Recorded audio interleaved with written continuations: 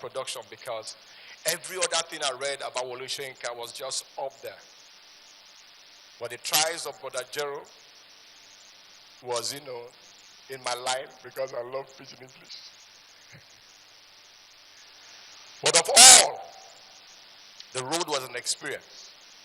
And because Wole Soyinka epitomized, sorry, I speak English now, but because Wole Soyinka is a symbol of what we all want to become, especially for those of them that would love to read. I remember trying to go to school way back when His Excellency the Governor was a speaker, and there are two persons that gave me money, and he was one of them. The other one, because he know they are not going to call him name.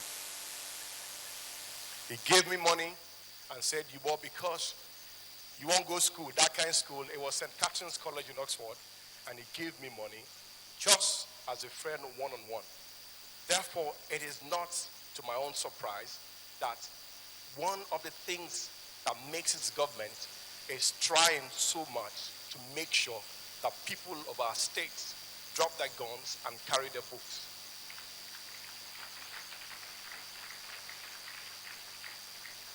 And because Wole Soyinka is not just a Nobel laureate, they say he's prolific in writing.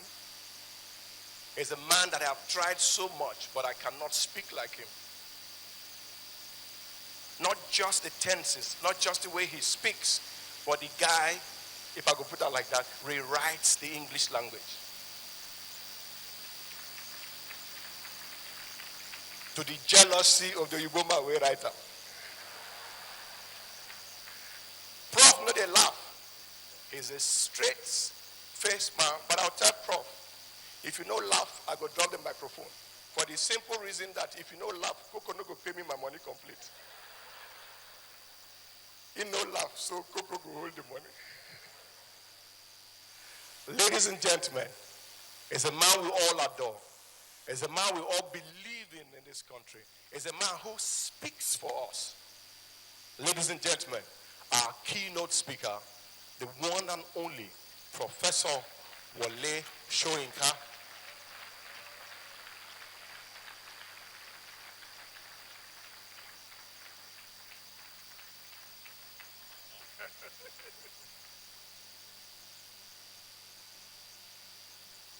Your Excellencies, one and all,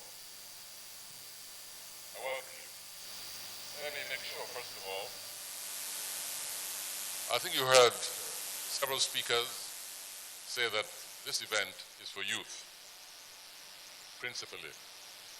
So if you block my view from seeing those kids, I could drive you come out.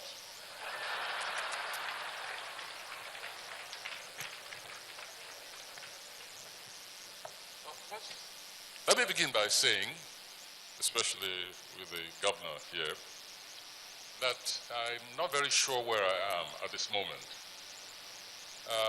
The last time I was here, or supposed to be here, I was in the United States. I was warned not to come to Port Harcourt. I had no business with Port Harcourt at that time. I wasn't even in the country. The militants warned me to keep my nose out of the affairs of Port Harcourt. I had no intention of visiting, but I was supposed to be leading an army here, consisting of Femi Falana, Joe Dumaki, and the others who were not interested in the internal affairs of Port Harcourt, of Rivers State. Today, I think I'm in Port Harcourt, but I'm supposed to be in Osun State. Yesterday's newspaper, I think it was The Punch, stated that I was on my way to a candle, to lead a candle light procession for the anniversary of my late friend and Attorney General of this nation, Bola Ige. It's not his birthday. It's not his death day. So what on earth I'm supposed to be doing in Osun State? I suspect that it's because, you see, we have so many illiterates in this country, which is why this book fair is so important. I think it's because the Lagos Black Heritage Festival had a candle-lit called Fitila procession in Badagry, Lagos, in commemoration of the slaves who were taken from these shores to the United States of America. And therefore, during the Black Heritage Festival, there's a candlelit procession in Badagry. What links Badagry to Oshun, I don't fully understand. But I'm supposed to be doing this with the governor. I seem to get into trouble with governors. With the governor of Oshun State. So let me take this opportunity of saying that I don't go where I'm not invited. I don't know anything of this procession. I'm not interfering in the internal affairs of Oshun State. And people should please read properly and know that a candlelit procession for one cause is not necessarily a candlelit procession for somewhere else. Also study your geography. Badagry is a long distance from Oshun State. However, the rhetoricians of the ruling party, because it was the PPP which issued this statement telling me not to go on a candidate procession. So please, PDP, could you educate your members and your propaganda machinery and stop confusing the entire nation? With that, let me, I'm glad that the presidential envoy is here. I have a message for the person who sent you, the president. Please don't reimpose tax on books.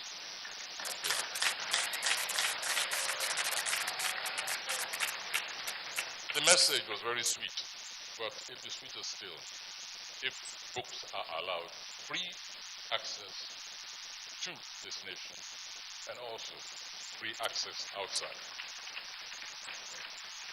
Right. I have a cloud of sadness within me as I speak. It has to do with an absence, a non-event, which both as a product, I forgot to give you the title, Republic of the Mind and Thraldom of Fear. Republic of the Mind and Thraldom of Fear. Yes, I hope you brought your dictionaries. So, I was saying that it has to do with an absence of both a product in itself and also as the product's fate. This absence could easily stand among similar testimonies as symbolic of the mission of this gathering, and a number of others like it. In all communities, we value the exertion of the mind that results in products of the imagination.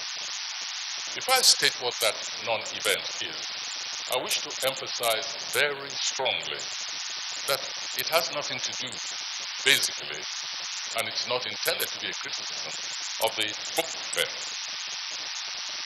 of which I consider myself a part, having been with it, albeit marginally, from its inception. In any case, it would be grossly misleading to suggest that this fair was responsible for the absence I wish to speak of. I want to make that clear. In fact, it's a continuation of a conversation that I had just a few weeks ago when I went to London to attend a book fair at which this very event was being represented. I had a most fascinating discussion, and I'm continuing, if you like, that dialogue, transferring it to this very environment. My comments, therefore, on this issue extend beyond the present location and time, even though they do take off from there. They're a continuation also of a dialogue which I embarked upon, I no longer remember how many decades ago. And they form part of my BBC brief lectures, the series Climate of Fear. In any case, this absence itself, paradoxically, has become an integral part of the story of the book, narrating the predicament of much of humanity in scattered parts of the world, and on so many levels. For us in this nation, that predicament is hideously current and specific.